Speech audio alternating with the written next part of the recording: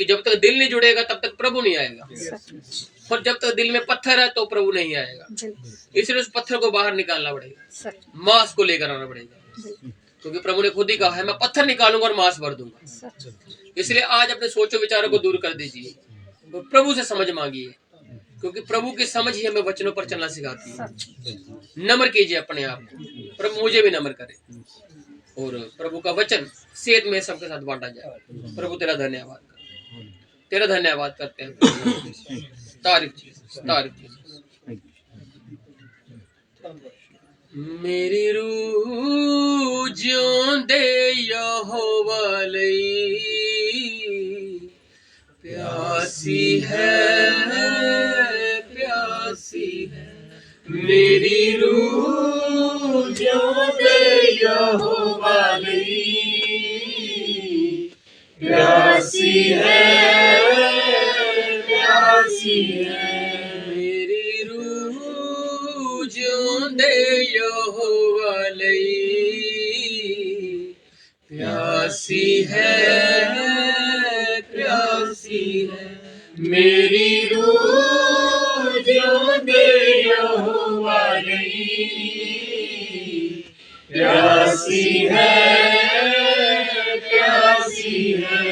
मैं कदों उसनू मिलांगा, मैं कदों उसनू वेखांगा, मैं कदों उसनू मिलांगा, मैं कदों उसनू वेखांगा, मैं कदों उसनू वेखांगा, मैं कदों उसनू वेखांगा। मेरी रूह जिਉਂਦੇ यहोवा ਲਈ प्यासी है, प्यासी है।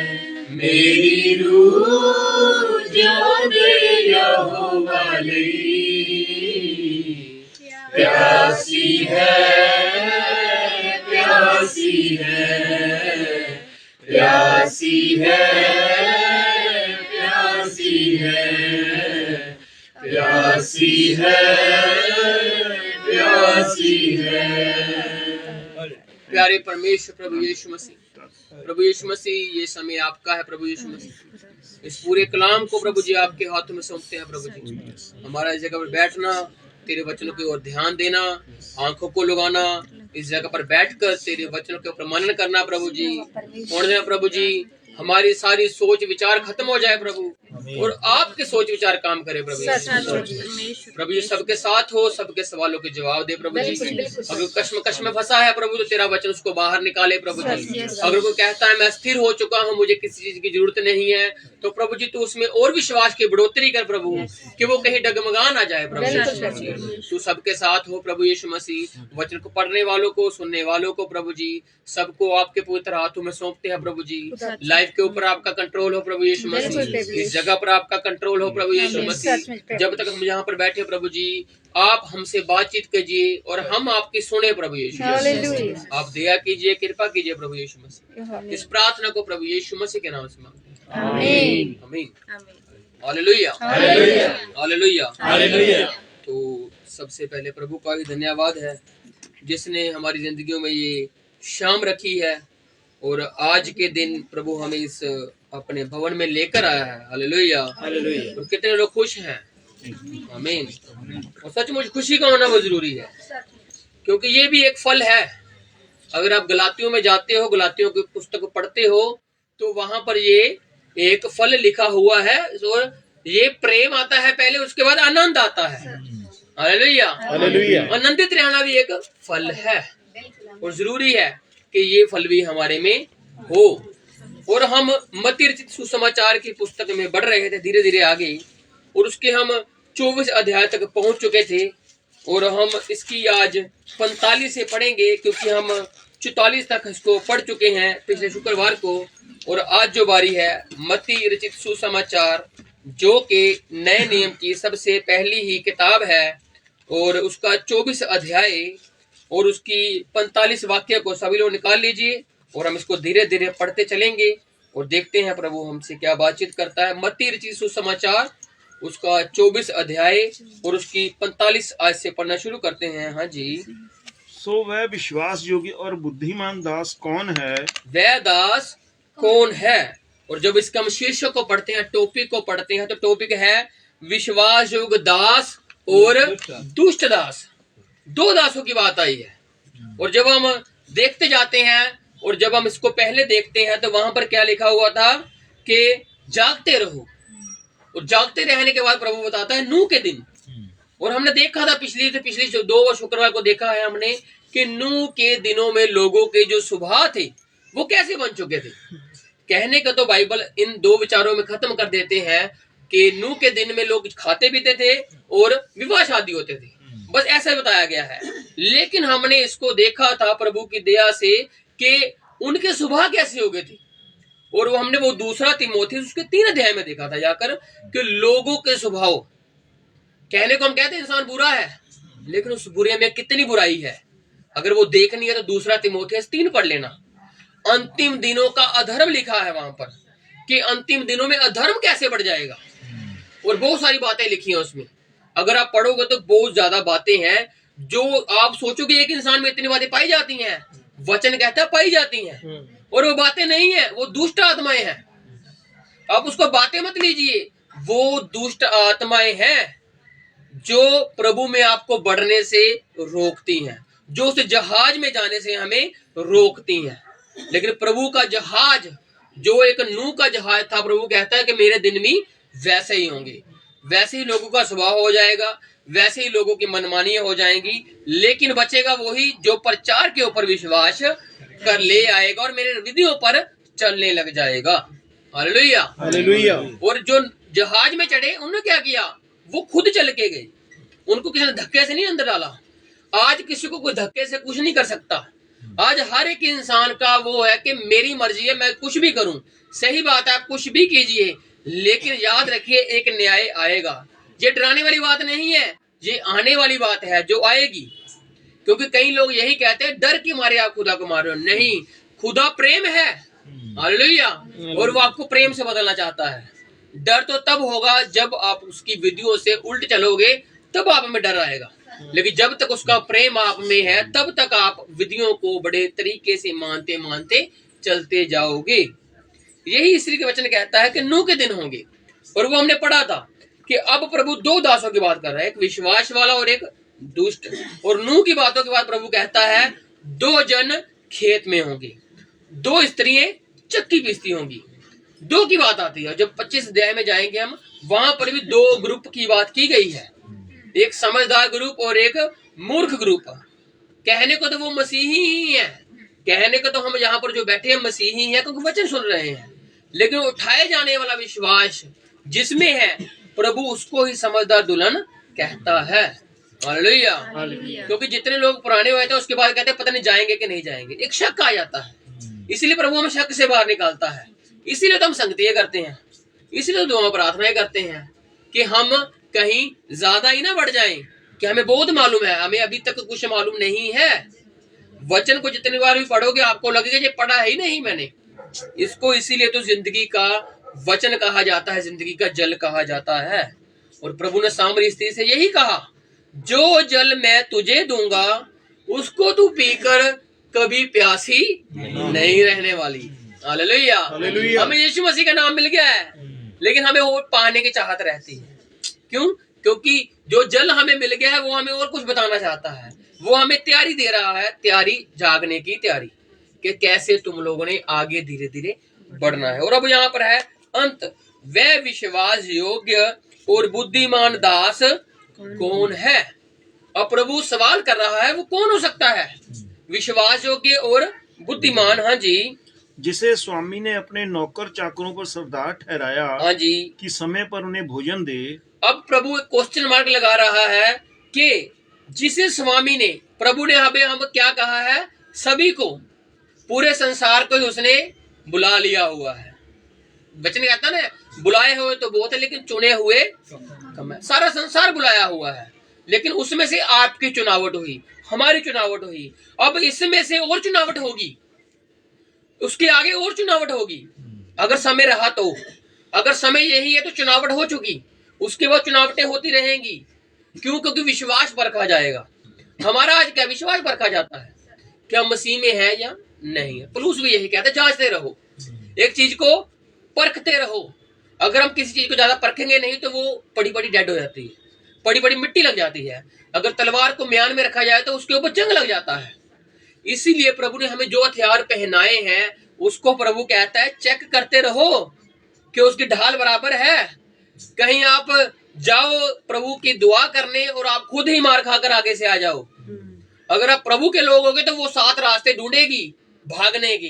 कौन? दुष्ट आत्मा। अगर आप गलत नाम ले रहे हो, गलत तरीके से ले रहे हो, तो फिर आप 7 रास्ते ढूंढोगे भागने के लिए। इसीलिए वचन कहता है हथियार बांध लो कि तुम बलवंत बनो। हथियार क्या करते हैं? बलवंत बनाते हैं हमें। एक योद्धे के पास जब हथियार होते हैं तो वो बलवंत होता है, और जब कभी उसके ऊपर मुसीबत आती है, हथियार साइड में पड़े होते हैं, वो फिर भी चुस्त फुस्त रहता है कि मुझे जब कभी भी किसी चीज के लिए बुलाया जा सकता है। इसीलिए तीमुथियुस कहता है समय असमय दोनों की बात करता है। एक तो समय हमें मालूम है संडे जाना है, और एक असमय जब हमें मालूम है संडे नहीं चलेंगे, सोमवार है, मंगलवार है, बुधवार है, तब हम क्या कर रहे हैं? तब भी हमें विश्वास योग्य दास ही बने रहना है।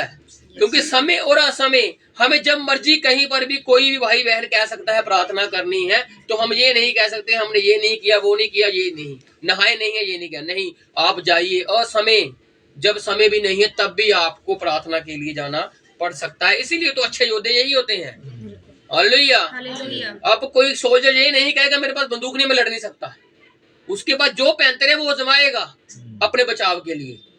अब आपके पास ये तो नहीं है कि आपने किसी को मारना है, आपने तो किसी को बचाना है, और बचाने के लिए आपके पास कितने पैंतरे हैं। हालेलुया। जीवन की पूरी बात आपके पास है। इसलिए विश्वास योग्य दास प्रभु कहता है कौन है जिसे स्वामी ने अपने नौकर चाकरों पर क्या किया? सरदार ठहराया के समय पर उनको क्या करे? भोजन दे। भोजन क्या है? प्रभु का कलाम। हालेलुया। और नौकर चाकर प्रभु ने एग्जाम्पल लिए, लेकिन प्रभु ने अब हमें दास भी नहीं कहा, प्रभु ने हमें दोस्त कहा है। हालेलुया। प्रभु हमें दोस्त कहता है, एक साथी कहता है अपना। जैसे हमारी वाइफ होती है वो हमारी क्या? सपोर्टर है, हमारी सहायक है। उसी प्रकार से प्रभु ने हमें एक सहायक बनाया हुआ है अपना, और वो कहता है कि तुम मेरे कार्य को कर रहे हो। तो आज जो पासवान है वो क्या है? प्रभु के चुने हुए दास है, सेवक है, जो भोजन समय पर लोगों को दे रहे हैं। भोजन क्या? प्रभु का वचन। अगर वो उसके हट के कुछ दे तो फिर वो समझदार नहीं कहलाएगा। समझदार वही जो वचन को, हालेलुया, क्योंकि यही वचन है। रूत की जो सास थी नौमी, उसने यही गलती की थी, उसके पति ने, उसके 2 बच्चों ने और नौमी ने यही गलती की थी। बैतलहम से निकलकर वचन था, अकाल पड़ा था खाने का, लेकिन वचन था, वचन का अकाल नहीं पड़ा था। आज खाने की कुछ कमी हो सकती है लेकिन वचन की कमी नहीं है। लेकिन आज तो खाने की भी कमी नहीं है। हालेलुया। लोग सब मनपसंद खा रहे हैं, क्योंकि प्रभु ने खुद ही कहा है मेरे चुने हुए लोगों को किसी भली वस्तु की घटी नहीं होगी। हालेलुया। आज हर एक इंसान अच्छा खा पी कर सोता है। अगर वो नहीं सो रहा, लेकिन वो ये मत भूलिए कि वचन आपके पास है, भोजन आपको मिल रहा है। फेसबुक के माध्यम से, यूट्यूब के माध्यम से, प्रचारक के माध्यम से वचन मिल ही रहा है। इस चीज को कोई डिनाई नहीं कर सकता, मना नहीं कर सकता कि मुझे तो वचन मिला ही नहीं। वचन मिल रहा है, और वो भी बहुतायत से मिल रहा है।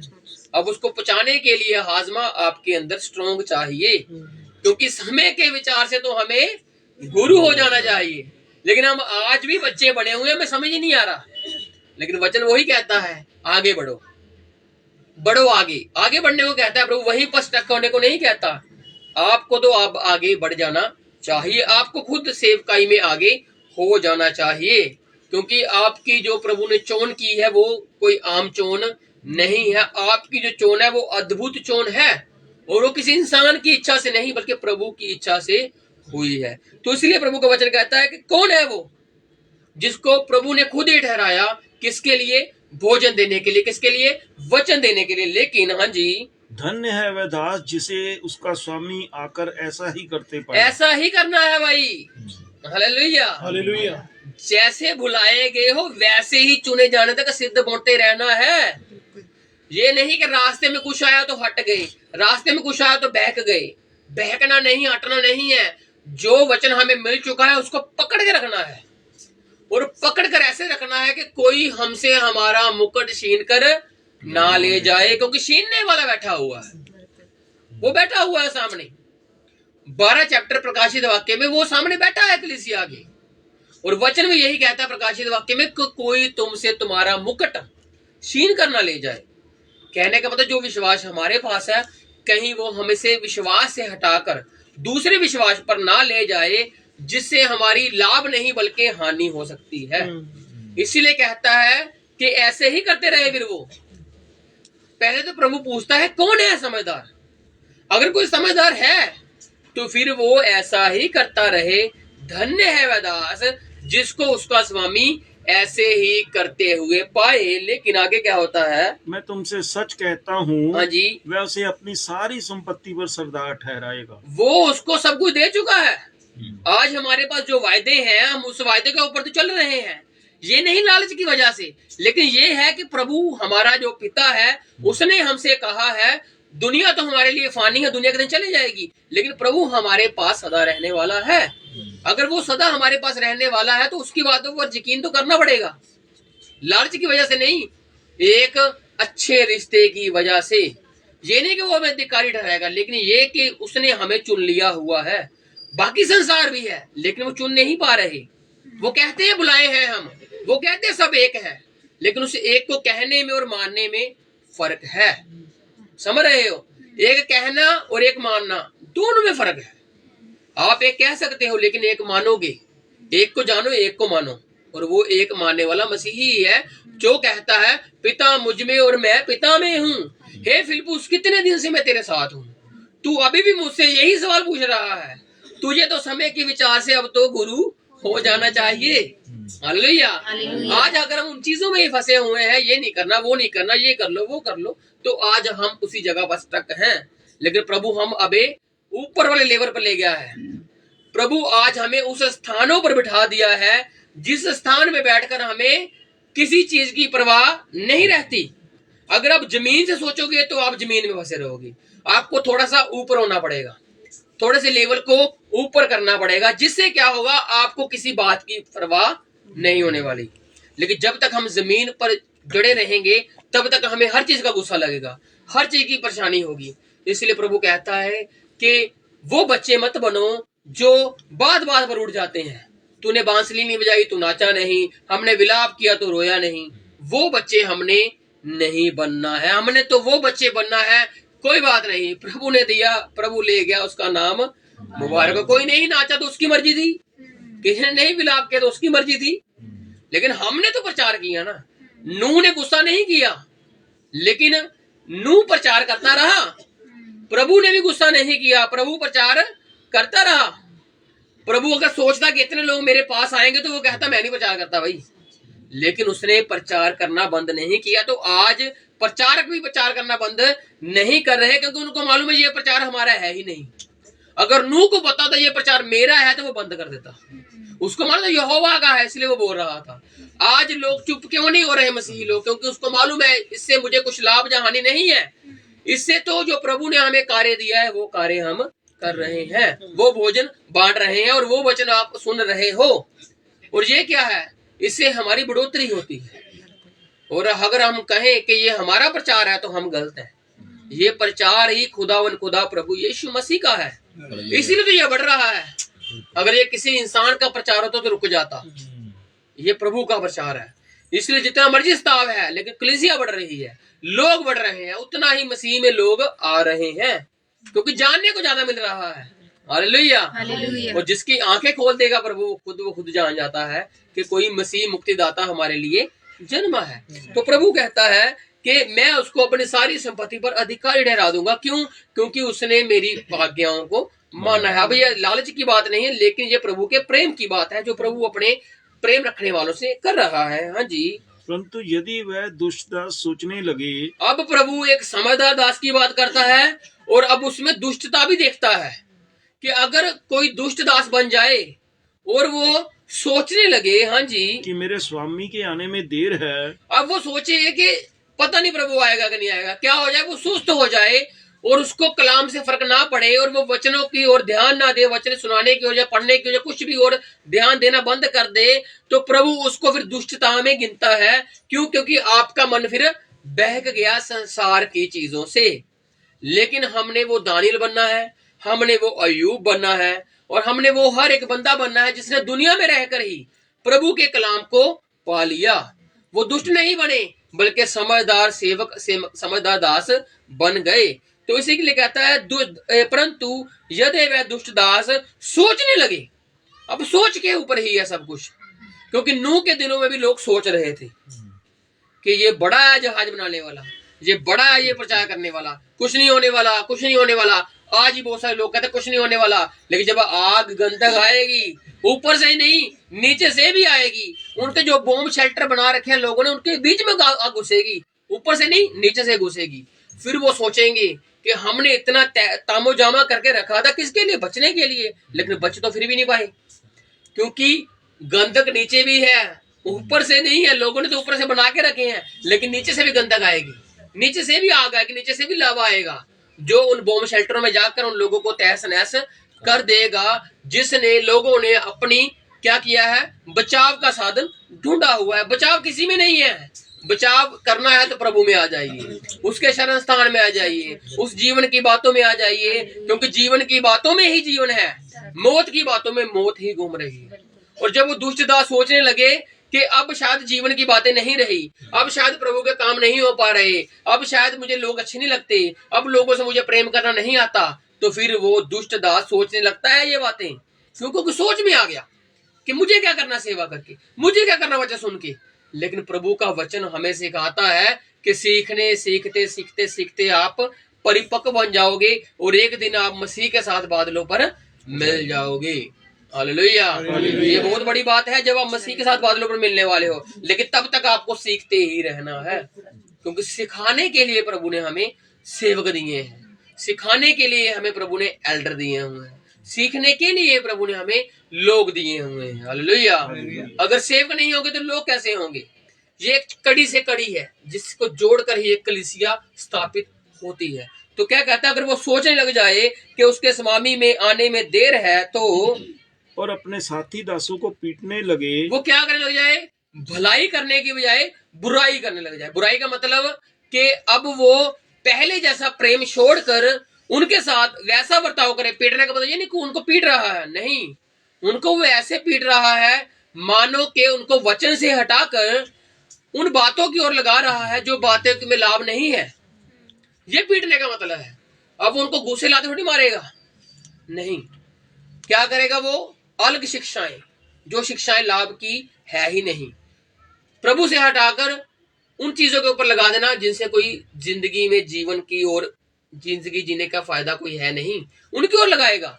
तो वो कहता उनको पीटने लगे और पियक्कड़ों के साथ खाए पिए, वो दुनिया के संसार के क्या हो जाए, सुस्तपन में चला जाए, सुस्ती में बढ़ जाए। पियक्कड़ों का मतलब कि उनको ऐसी, पियक्कड़ होता है मदहोश, जो जिनको होश ही नहीं है, बेहोश, कोई पता ही नहीं है दुनियादारी का, ऐसे हो जाएंगे कि प्रभु के वचन का पता ही नहीं है, ऐसे मदहोश हो जाएंगे कि वो उनको रिश्तों की समझ आनी बंद हो जाएगी। उसको ये नहीं पता लगे ये मेरी पत्नी है, उसको ये नहीं पता लगे मेरे माता पिता है, वो सबके साथ ऐसा बर्ताव करेगा कि मानो मुझे कुछ पता ही नहीं है। लेकिन सब कुछ पता होने के बावजूद भी बाद में कहेगा मुझे तो मालूम ना, मुझे होश नहीं थी। इसलिए प्रभु कहता है कि होश में रहिए, जोश भी रखिए, दोनों चीजों को रखिए। जोश में आकर होश मत खो जाइए। आप में होश होना बहुत जरूरी है कि आपको रिश्तों की पहचान हो कि क्या रिश्ते हैं। आप हर किसी को ही अपने साथ मत ला लीजिए और हर किसी को बगाना मत कर दीजिए। एक कबूतर की सोच और एक सांप की सोच, ना तो सांप बनना है ना तो कबूतर बनना है। उनकी सोच में से कुछ अंश लेकर अपने जीवन को अच्छाई की ओर लेकर चलना है। ये नहीं कि सांप बनकर आप लोगों को डसने लग जाओ, कबूतर बनकर आप लोगों से लुटने लग जाओ, नहीं। आपने तो प्रभु की सेवा करने की अगर ठानी है तो प्रभु भी बहुत क्या था, थोड़ा तेज था। वो पर समझ लेता था लोग मेरे पास क्या करने आ रहे हैं। आपको भी पता होना चाहिए अगर आपके परिवार में कोई गुस्सा है तो क्यों गुस्सा है। परिवार का मतलब कलीसिया। अगर कलीसिया में कोई इंसान भाई या बहन आया है और वो वैसी बातें कर रहा है जिससे तोड़ पड़ रहा है, जिससे पार पड़ रहा है, तो आप समझ जाइए कि वो मसीह की ओर से तो कतई भी नहीं है, क्योंकि मसीह जोड़ना सिखाता है, तोड़ना नहीं सिखाता है। मसीह बंदा तो मसीह की शिक्षाएं बताता है, ना कि संसार की शिक्षाओं को लेकर प्रभु की शिक्षाओं को बदल कर उसमें फेर बदल कर कलीसिया को ही तोड़ डाले। ऐसी मसीह की शिक्षा है नहीं, और वो समझदार सेवक भी नहीं हो सकता अगर वो ऐसी बातों में आ जाए।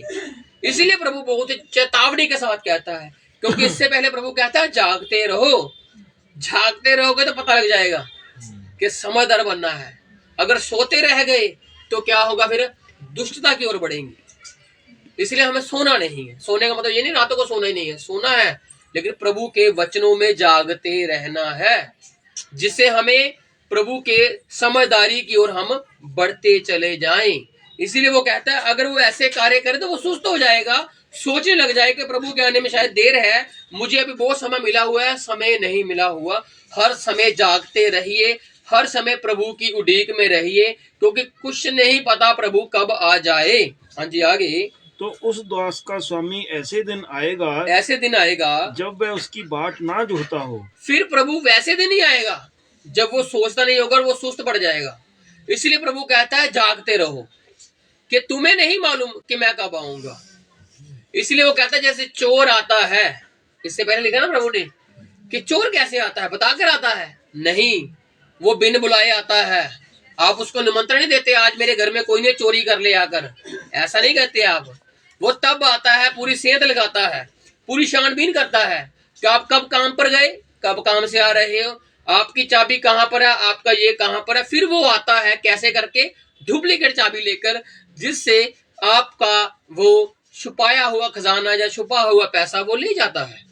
ये तो है दुनियावी धन की बात, लेकिन एक धन और है जिसको चोर चुरा कर नहीं ले जा सकता, वो है प्रभु का वचन। हालेलुया। और उसको चुराया नहीं जा सकता, उसको प्रभु खुद आपके दरमियान आकर आपको साथ में वो लेकर जाएगा।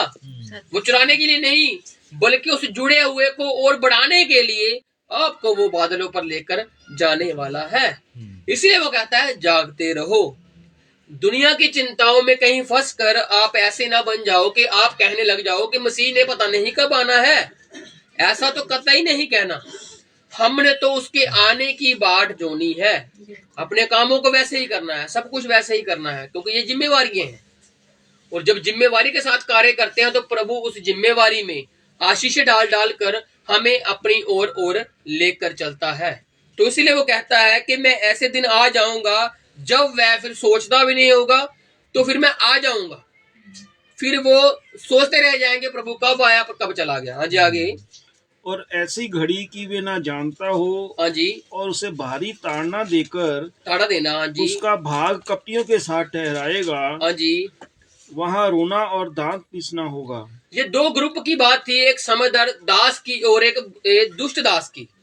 समझदार दास को तो प्रभु सवाल पूछता है, कौन है वो जो समय भर समय लोगों को भोजन दे रहा है। लेकिन दुष्ट दास की बात प्रभु वो करता है कि वो यही ना सोचने लग जाए कि प्रभु कब आएगा।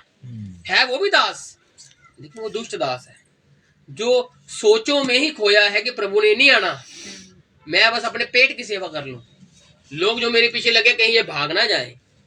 क्या है फिर वो क्या हो जाएगा, मदहोश हो जाएगा उन चीजों में, शान शौकत में, बड़े बड़े महलों में या बड़ी बड़ी गाड़ियों में वो हो जाएगा।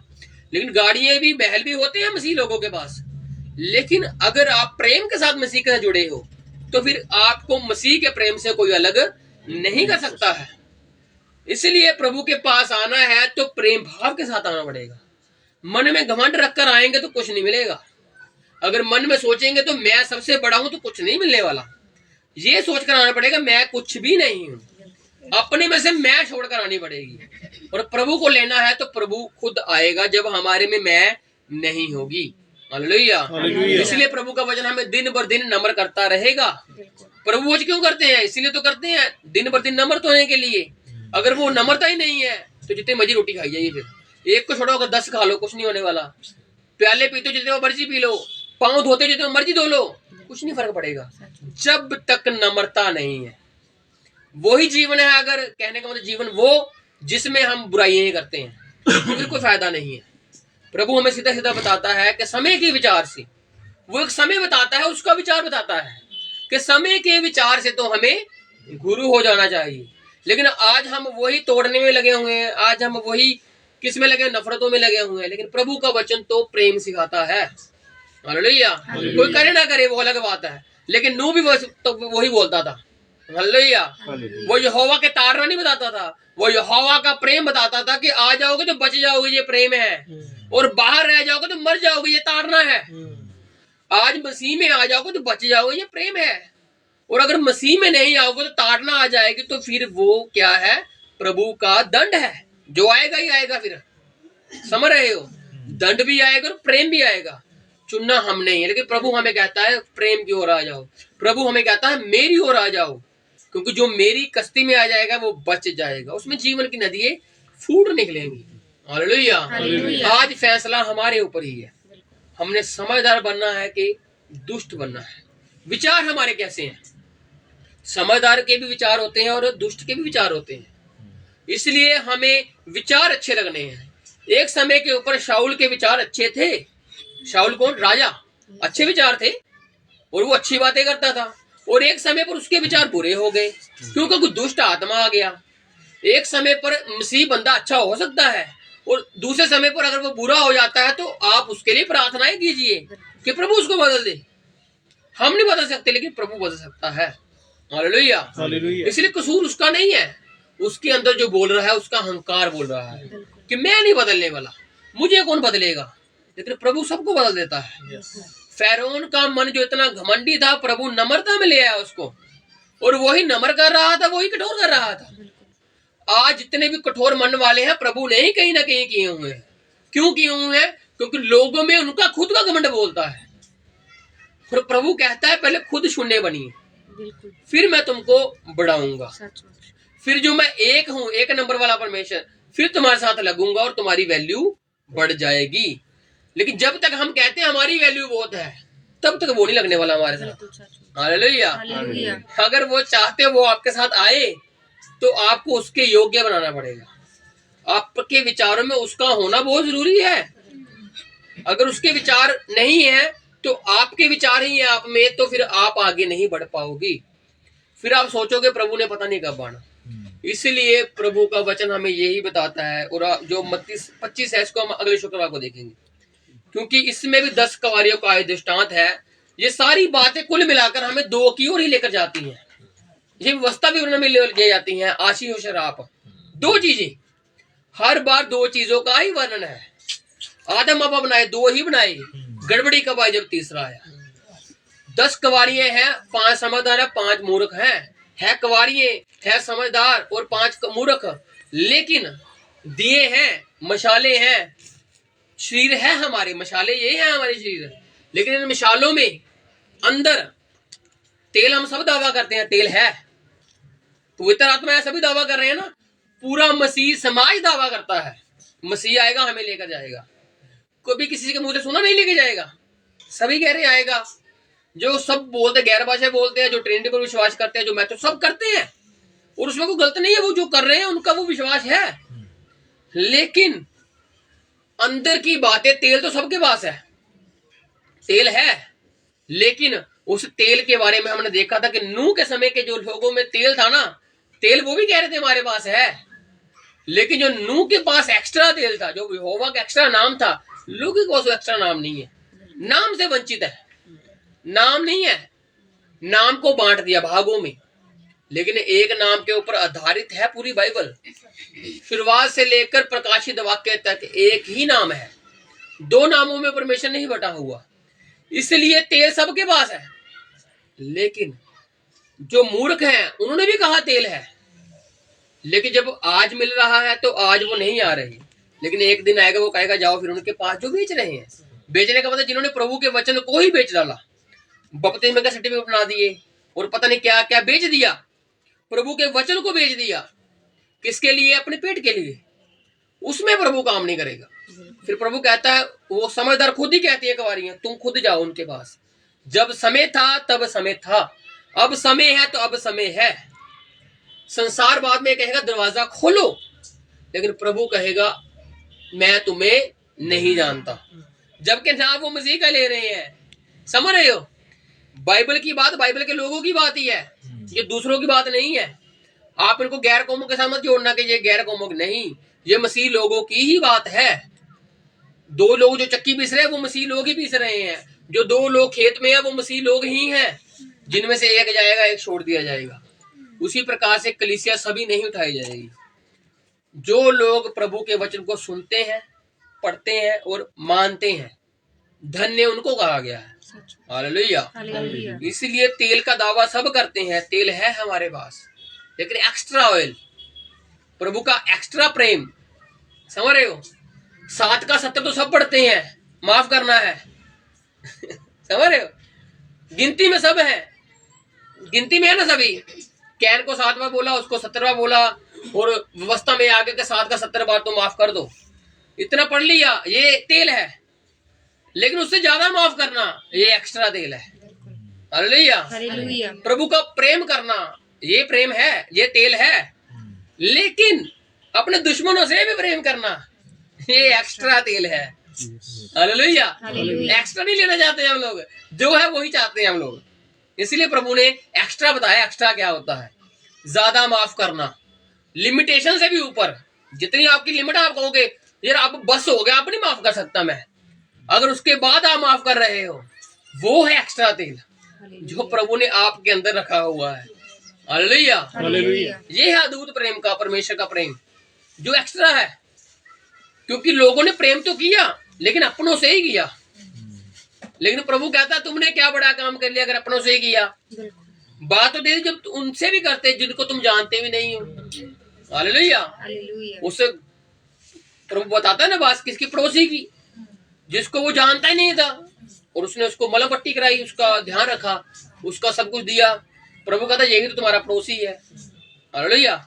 एक्स्ट्रा ऑयल, एक्स्ट्रा तेल, इसको हम अगले शुक्रवार को देखेंगे कि तेल और एक्स्ट्रा तेल, मसाले, ये मसाले और इस मसालों के अंदर जो तेल है और जो एक्स्ट्रा है वो क्या है। हालेलुया। तो तेल सबके पास है, मसाले सबके पास है, दावा सब कर रहे हैं। मत्ती 7:21 पढ़ लेना। हे प्रभु कहने वाले आ रहे हैं वहां पर। वो कौन है? वो तेल वाले ही आ रहे हैं। प्रभु कहते हैं मैं तुम्हें जानता ही नहीं हूँ। और ये मत्ती 7:21 यही पर चैप्टर 25 में आता है, जब वो दरवाजा खड़काते हैं, प्रभु खोल।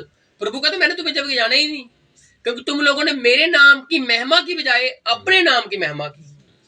समझ रहे हो? तेल रखा लेकिन महिमा सिर्फ अपने लिए। अगर हमने तेल रखा है तो एक्स्ट्रा इसीलिए रखा है कि लोगों से भी प्रेम करें, लोगों के साथ भी मेलजोल रखें। इसीलिए प्रभु ने हमें चुना हुआ है। हालेलुया। बुलाए हुए बहुत और चुने हुए कम है। तो आज हमें प्रभु के वचनों में, प्रभु के प्रेम में बढ़ते जाना है, क्योंकि हम हनोक हैं। कायन का बेटा हनोक नहीं, आदम का बेटा जो 7वीं पीढ़ी में आता है उसका प्रतीक है हम लोग। 7वीं कलीसिया में रह रहे हैं हम लोग, और 7वीं कलीसिया का क्या विश्वास है? उठाए जाना। हालेलुया। इसलिए हमने उठाए जाना है। और हमारे पास जो मसा है वो पाप का मसा है। 4 तरह के मसे हैं, और चारों तरह के मसे आप अकेले इंसान में भी हो सकते हैं। वैसे तो पूरी कलीसिया में होते हैं, अगर वो इंसान अकेला तो उसमें सभी मसे हैं। वो मनुष्य के मानित भी है, वो बैल के मानित भी है, और वो किसके मानित है? एक और तीसरा मसा था मनुष्य, शेर का मसा, शेर का, बछड़े का, मनुष्य का, और चौथा उकाब का। शेर का जब दहाड़ने के बाद दहाड़ होगी, मनुष्य समझदारी, बछड़ा कटने के लिए भी तैयार प्रभु के लिए, और उकाब उडारी मारने के लिए भी तैयार। हालेलुया। अब हम जिस मसा में रह रहे हैं उडारी मारने के लिए जाना है हमें। हालेलुया। दहाड़ते भी हैं, समझदारी भी रखते हैं, और बछड़े के मानित हम हर चीज को सह भी लेते हैं जो हमारे खिलाफ चलती हैं, और उकाब की मानित दूरदृष्टि, ऊंची उडारी, और प्रभु के साथ मेल मिलाप। हालेलुया। हवाओं में उड़ना, तूफानों में उड़ना। तूफान क्या? मुश्किलें, मुसीबतें, इसमें हमने उड़कर परमेश्वर के साथ मेल झोल रखना है। हालेलुया। सभी बातें प्रेम पर आधारित है। एक तो प्रेम और एक्स्ट्रा प्रेम है। प्रेम सब कर लेंगे, लेकिन एक्स्ट्रा प्रेम ये करना है। हालेलुया। हर चीज हमने एक्स्ट्रा करनी है, बुराई एक्स्ट्रा नहीं करनी। बुराई एक्स्ट्रा कर देते हैं जो करनी भी नहीं है, लेकिन जो भलाई एक्स्ट्रा करनी है वो नहीं करते। इसलिए तेल है, उस तेल में बढ़ोतरी करनी है, कहीं हमें मांगना ना पड़े, कहीं हमें जाना ना पड़े, क्योंकि प्रभु विचारों की बात कर रहा है। विचार आपके अच्छे होने चाहिए, और कोई चीज फिर आपको परमेश्वर के प्रेम से अलग नहीं कर सकती है। हालेलुया। वही आंखों को बंद करते हैं, उस प्रभु का धन्यवाद करते हैं, उसके नाम की महिमा करते हैं। तारीफ चीज